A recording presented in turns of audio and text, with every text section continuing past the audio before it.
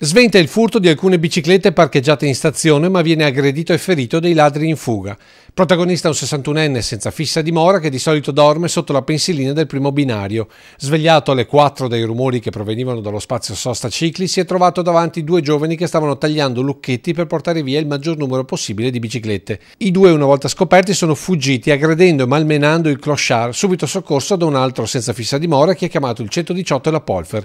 Solo lievi escoriazioni per il 61enne che ha descritto perfettamente i ladri, ora ricercati dalla polizia.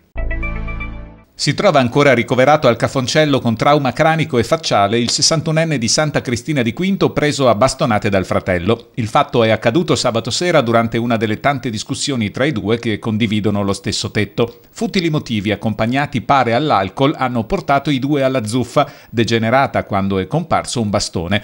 Nonostante i numerosi colpi al volto e alla testa, il 61enne è riuscito a chiamare il 118, che però per poter intervenire ha dovuto attendere l'intervento dei carabinieri che hanno sottratto il bastone all'aggressore. Infatti, all'arrivo dell'ambulanza, l'uomo aveva iniziato a minacciare randellate anche ai paramedici.